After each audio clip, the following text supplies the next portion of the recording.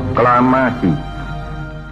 Hari proklamasi adalah momentum penting bagi bangsa kita.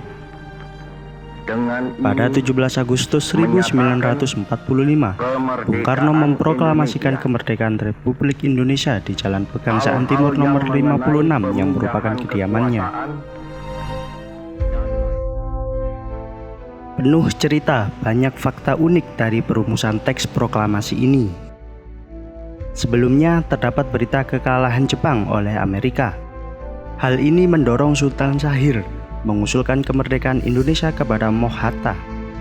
Dilansir dari buku sejarah, golongan muda juga mendesak gagasan yang sama, yaitu untuk secepat mungkin memproklamasikan kemerdekaan Indonesia.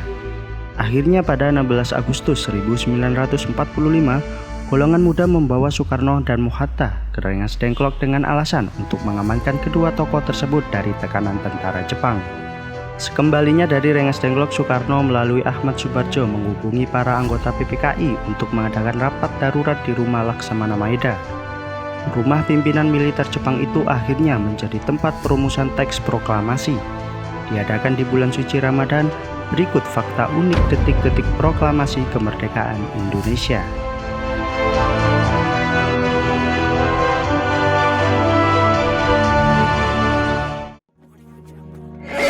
Peran Laksamana Maeda. Selepas dari Rengas Dengklok, rombongan Soekarno bertolak ke Jakarta menuju rumah seorang perwira Jepang bernama Laksamana Tadashi Maeda. Rumah itu kemudian dijadikan markas untuk menyusun naskah proklamasi. Rumah pimpinan militer Jepang tersebut dipilih karena Jakarta saat itu tengah diberlakukan jam malam. Kediaman Laksana Maeda menjadi pilihan yang aman dibanding mengadakan rapat di tempat umum.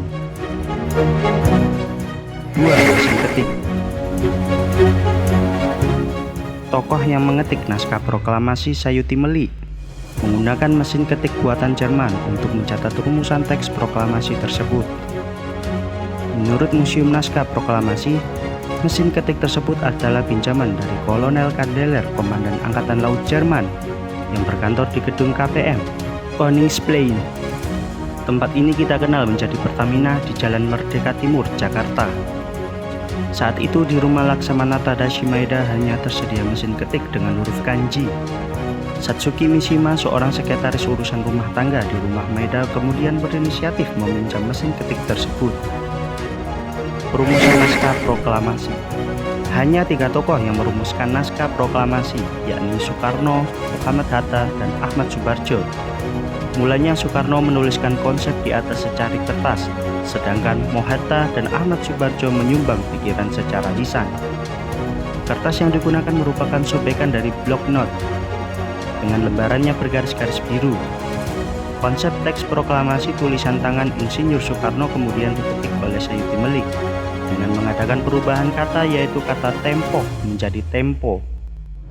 Wakil-wakil bangsa Indonesia menjadi atas nama bangsa Indonesia, serta penulisan hari dan bulannya.